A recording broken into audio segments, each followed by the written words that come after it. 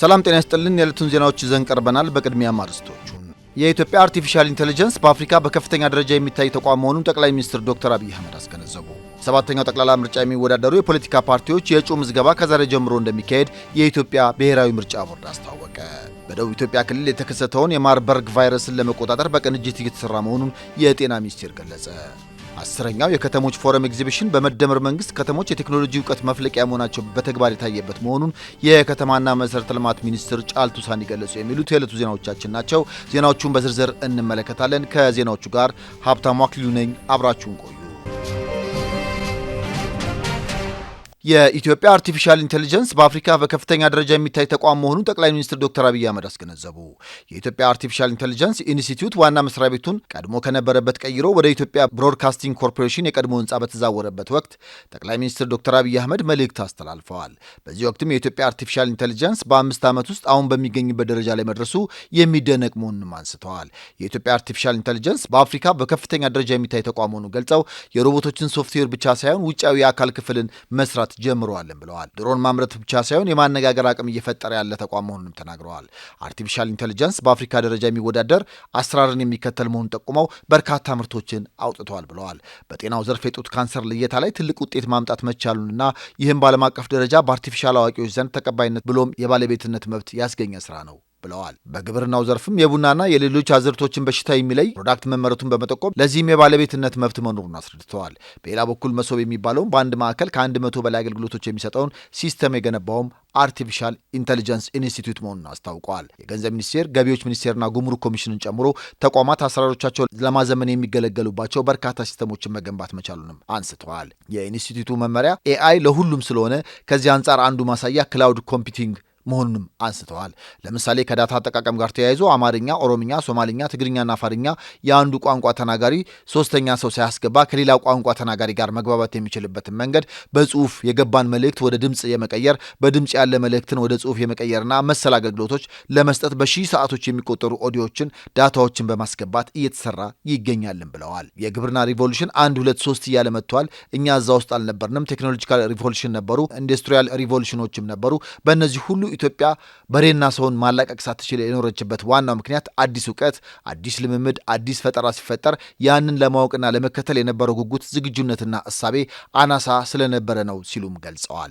እዚህ ላይ ለመተካከል ሳይሆን ጥሩ ተከታይ ለመሆን እንኳ በእጅጉ ይቀረን ነበር ያሉት ጠቅላይ ሚኒስትሩ አሁን ሁኔታው መቀየሩን በአጽንኦት አስረድተዋል። ስለዚህ ብንፈልግም ባንፈልግም ራሳችንን በአርቲፊሻል ኢንተለጀንስ ውስጥ ማስገባት ካልቻል ደረጃው የትም ቦታ ይሁን እንደ ሀገር እንደ ከዚህ ቀደሙ ከትላልቅ ሪቮሉሽኖች ወደኋላ እንቀራለን ሲሉ አስገንዝበዋል።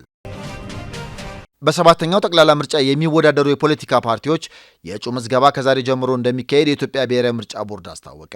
የግል እጩዎች ምዝገባ የሚጀመርበት ጊዜ በቀጣይ ይፋ እንደሚሆንም ጠቁመዋል። ምርጫ ቦርድ በጠቅላላ ምርጫ ለሚወዳደሩ ፖለቲካ ፓርቲዎች ባደረገው ጥሪ እጩዎቻቸውን ቦርዱ በገለጸው ሲስተም ተጠቅመው እንዲያስመዘግቡም ጥሪ አቅርበዋል። ምዝገባውን ለማከናወን የሚያስችሉ አስፈላጊ መረጃዎችን በማሟላት ከህዳር 8 እስከ ህዳር 23 2018 ዓ.ም ባለው ጊዜ ውስጥ በቦርዱ ዋና መስሪያ ቤትና ከዚህ ቀደም ፓርቲው ለቦርዱ ባሳወቀው ወኪል አማካኝነት በአካል በመገኘት ሰነዱን እንዲያቀርቡ አሳስበዋል። በስድስተኛው ጠቅላላ ምርጫ የተወዳደሩ የፖለቲካ ፓርቲዎች ለውድድሩ የተጠቀሙባቸው መወዳደሪያ ምልክቶችን ለሰባተኛው ጠቅላላ ምርጫ የመጠቀም ቀዳሚ መብት እንዳላቸውን ቦርዱ ገልጸዋል። ፖለቲካ ፓርቲዎች የህጉን መስፈርት የተከተለ የራሳቸውን የመወዳደሪያ ምልክት ማቅረብ እንደሚችሉና በአማራጭነት ቦርዱ ጋር በአካል በመቅረብ ቦርዱ ከሚያቀርበው የመወዳደሪያ ምልክት ዝርዝር ውስጥ መምረጥ እንደሚችሉም አመልክተዋል። የግል እጩዎቹ ምዝገባ ቦርዱ በገለጸው መተግበሪያ እንደሚያከናውንና የሚጀመርበትን ጊዜ በተመለከተም ቦርዱ በቀጣይ ይፋ እንደሚያደርግም አስታውቀዋል። በደቡብ ኢትዮጵያ ክልል የተከሰተውን የማርበርግ ቫይረስን ለመቆጣጠር በቅንጅት እየተሰራ መሆኑን የጤና ሚኒስቴር ገለጸ። የጤና ሚኒስትር ዶክተር መቅደስ ዳባ ወቅታዊ የጤና ጉዳዮችን በማስመልከት ጋዜጣዊ መግለጫ ሰጥተዋል። በዚህም በኢትዮጵያ ከህዳር 3 ጀምሮ በደቡብ ኢትዮጵያ ክልል ጂንካ ከተማ የማርበርግ ቫይረስ መከሰቱን ተናግረዋል። በዚህም እስካሁን የ17 ሰዎች ናሙናን በራስ የላቦራቶሪ አቅም የተመረመሩ መሆኑን ጠቁመው ከዚህ ውስጥም 3 ሰዎች ላይ ቫይረሱ መከሰቱንና በናሙና ምርመራው ተረጋግጧልም ብለዋል። በቫይረሱ መያዛቸው የተረጋገጡ ሰዎች ህይወት ማለፉንም ጠቅሰዋል። በቫይረሱ ከተያዙ ሰዎች ንክኪ ያላቸው ሰዎችን በመለየት የክትትል ስራዎች እየተሰሩ መሆኑን ተናግረዋል።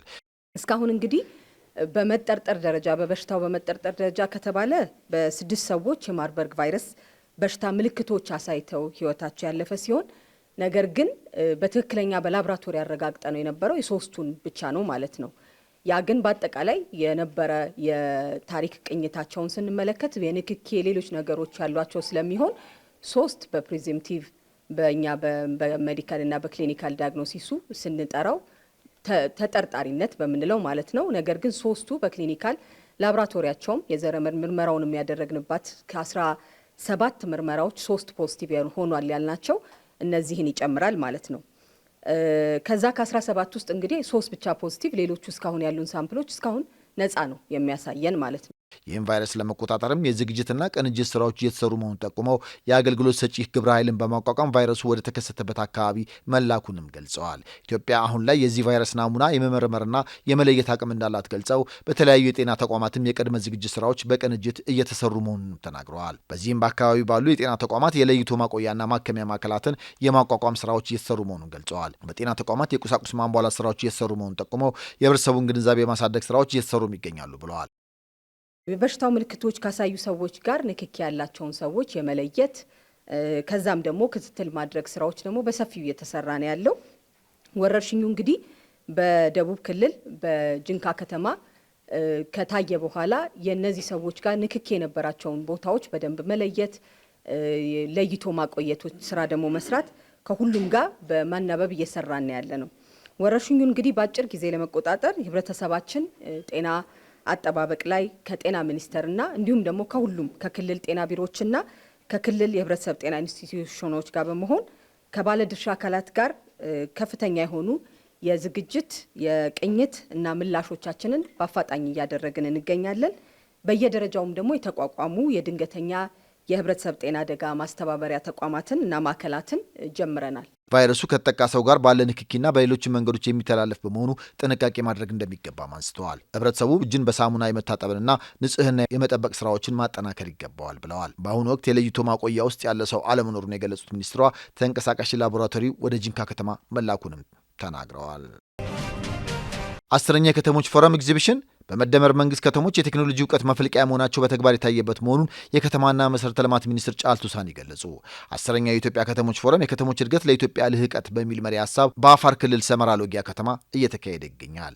በምክትል ጠቅላይ ሚኒስትር ማዕረግ የዲሞክራሲ ስርዓት ግንባታ ማስተባበሪያ ማዕከል ኃላፊና የብልጽግና ፓርቲ ምክትል ፕሬዚዳንት አደም ፋራ 10ኛውን የኢትዮጵያ ከተሞች ፎረም ኤግዚቢሽን ማስጀመራቸው ይታወሳል።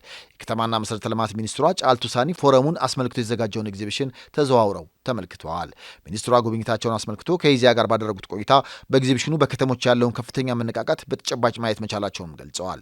አውደ ርዕዩ የዜጎች የስራ ባህል እየተቀየረ መምጣቱ በጉልህ የታየበት መሆኑን ጠቁመው መንግስት ለከተሞች የሰጠው ትኩረት በተጨባጭ ውጤት እየተረጋገጠ መምጣቱንም ተናግረዋል። ከተሞች ባላቸው አቅምና ጸጋ የለሙ መሆናቸውን ያነሱት ሚኒስትሯ ኤግዚቢሽኑ የከተሞች የእርስ በርስ ግንኙነት እንዲጠናከርና ምርጥ ተሞክሮች እንዲለዋወጡ ጉልህ አስተዋጽኦ እያበረከተ መሆኑንም ነው የገለጹት።